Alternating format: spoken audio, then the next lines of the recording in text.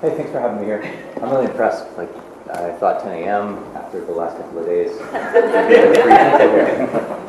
a struggle. Yeah. It's a struggle for all of us. So I'm Gray, Filastine. Some of you I probably know as I travel around to these different marching bands. And the others I'm happy to meet finally. I'm one of the founders of the Infernal Noise Brigade. I'll talk about that in a minute. Yeah, this is tricky. It's on Facebook. An idea. Let's see. If I can turn around.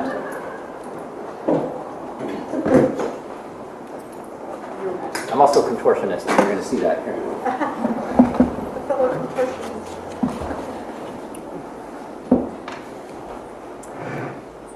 And I give a talk oftentimes on the idea of political use of sound and rhythm. That talk is an hour long. I'm just going to break off the first part of it, the fragment that talks about the Infernal Noise Brigade.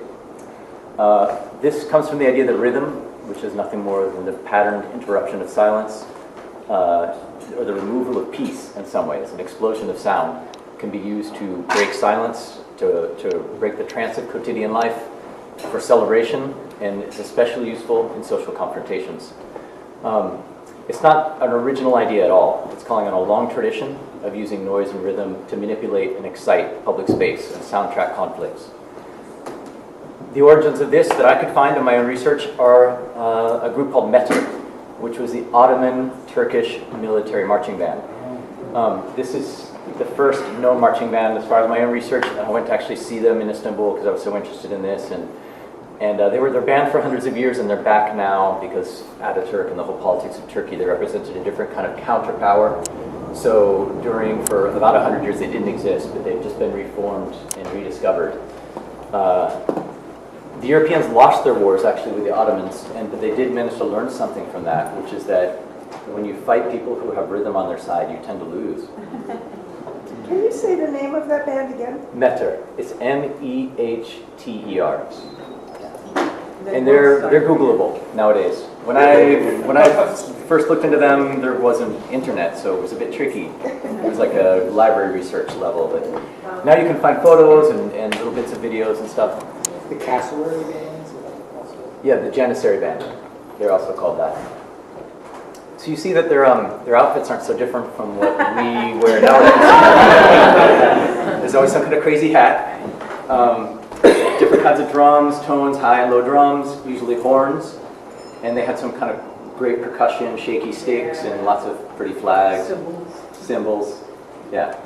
So this is the crucible. This is where it started. On one tradition, we'll get into the other one in a moment. Here's your typical halftime marching band, still wearing these kind of quasi-military outfits and performing in the middle of a ritual warfare, really. Right. Because what's American football but that?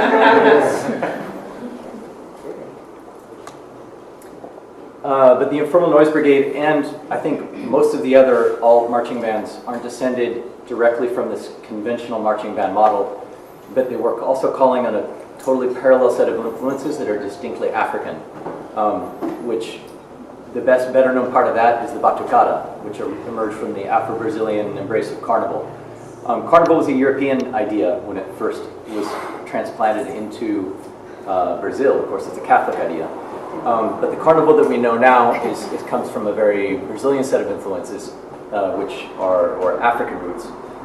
These early carnival parades, which happened in public space, were totally legal, criminalized, outlawed, attacked by the police, and turned into a riot like clockwork for years, decades, 100 years kind of length. This means like the roots of carnival were not the friendly, happy, throw beads in the air that we know now. It was a riot, and they fought for those rights to take over public space and occupy space and have fun. It wasn't given to them. Nothing is ever given to us. So now we think of samba as this inoffensive party music, but it isn't. It has its radical roots, and in Brazil those radical roots are still explicitly recognized. Much more in the Afro blocos of Bahia than in the batucadas that we tend to know more, which are from the south of Brazil, Rio de Janeiro, Sao Paulo, which is more like the 130 BPM batucada that a lot of us will end up playing. It's got a little more depoliticized in the south. This is the INB, the Infernal Noise Brigade, in our first years. shortly after our birthday. We were formed to make a soundtrack for the uprising against the World Trade Organization right here in Seattle in 1999. With this group, we were making subtle nods to both of these traditions that I just brought up, both the aesthetics and the politics.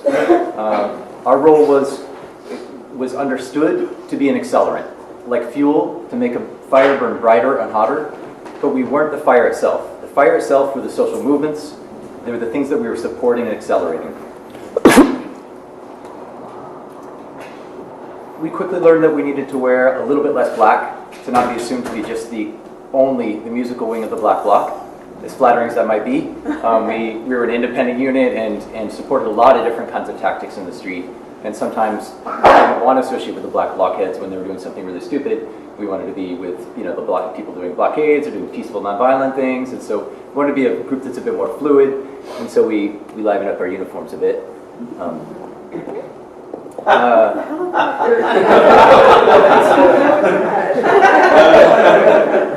Oh yeah, there's a helicopter there. So this is us at the G8 in the fields, Verdant Fields of Scotland. We made it our practice to seek out the powerful wherever they went and give them a hard time and try to drown them out. So this brought us all around the world as part of that thing we call the anti-globalization, or properly the alter-globalization movement. And this is in Scotland. We managed to jump a fence and lead a few hundred people into a field and try to make an incursion into their compound. And that helicopter is bringing the cavalry. Literally, it's full of mounted riot police who charged out and chased us across that field. And what did you play when they were chasing you? We continued playing. We did not stop. The first rule was never, never stop. And from the first moment at 10 a.m. at November 30th here in Seattle, when the first gas attacks were right there in the intersection, and we all got pelted with rubber bullets, and we practiced for weeks thinking no matter what happens, the music continues, and we did manage to hold it. Bravo! Yeah. Where are we here? So we had a long and contentious relationship with the police, but they tended generally to respect us more than the rest of the people that were around us. Somehow that having uniforms made them treat us as equal. Using suits as savage beasts. And I think it comes even from these old military band traditions that it's bad form to attack the band. To take down the drummer, it's like or the flag or whatever the case is. But that isn't always the case. And if there's anyone who will break the rules, it is the New York Police Department. Here we are at the Republican National Convention in 2004, and the police were really brutal on the bands that year. A lot of people who maybe know people from the RMO, Hungry Marching Band, or any of the folks from INB, we all got arrested that year. And a lot of us got arrested together in the same moment in a giant pincher move. The NYPD actively spied on us in advance. They had a file on us before we even arrived in New York. They stalked us through the streets, and they finally sprung their trap. Once we were with the RMO, they sealed two ends of a block and just crushed us together. Do the crime, do the time. When they grabbed us, it was just a crush of tubas and flying sticks and broken drum heads, and it sounded pretty dramatic. Just like, an accordion and a drum set getting crushed together. But I have absolutely zero regrets about that day. In fact, it was the best paid hours of my life, by a factor of about 1,000. Because 10 years later, every single one of us got a settlement. It took time.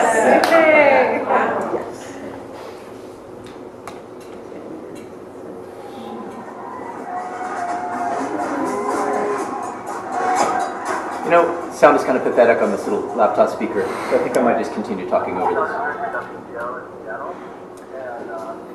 We decided to end ourselves at some point. It says at the beginning of this video, RIP, INB. This is one of the only documents that we made a video, because this project is rather old. It happened before we had things like digital video. So there remains very little of the INB on the internet. And we didn't have mobile phones that could take videos and whatnot at the time. So it's kind of nice to be this thing that happened. If you were there, you experienced it. If you didn't, you didn't. Pre-social media. And we decided to end ourselves once the context changed, because we were a group that was created for a very specific context.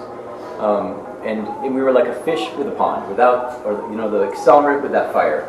And that was the ultra-globalization movement. And once 9/11 happened and those attacks, the whole frame shifted, and it became less about a progressive, offensive attack on the system of capitalism and this pathological culture, and a defensive response to these totally ridiculous wars that we found ourselves in. And it became this deadly serious thing, and wars are much more, they don't call for a marching band, let's say, to be protesting in the street. It's more solemn. So we found ourselves like, you know, a fish without water. Our social function evaporated, and we continued to play parties, and we play Burning Man and do things, but ultimately, like, the spirit of this band was tied to this movement. So we felt like it was better to have a big collective suicide. So we invited all of our alumni from all over the world where they were scattered, and we threw a 3-day party and carried a casket through the streets of Seattle, and then burned it in a giant warehouse party. And that's how we wrap things up.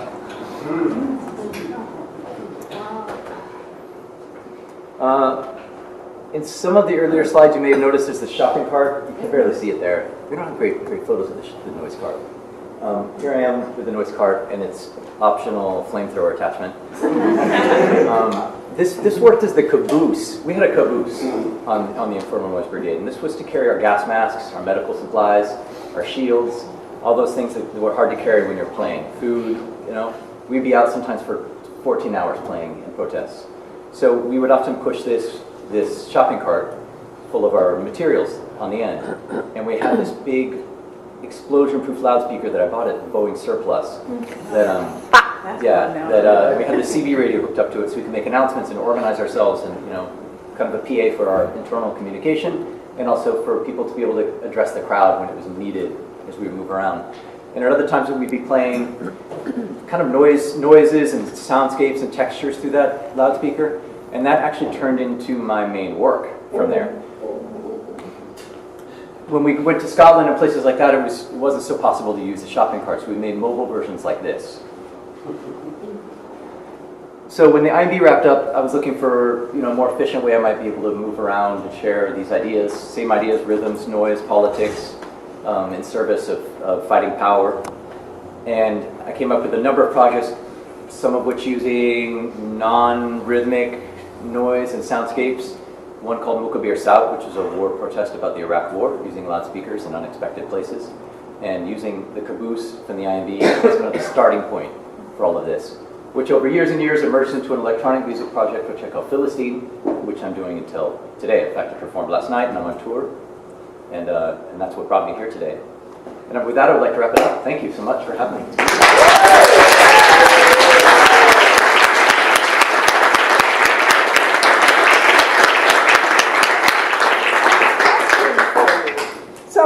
What year was it that the INB had the casket in the...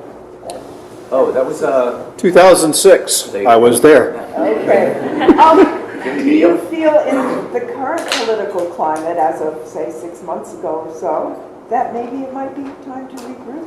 Yeah. Did everyone hear about that Trump couldn't get any marching band to play his inauguration? Yeah, I thought of it right when I saw that news item. I was like, oh.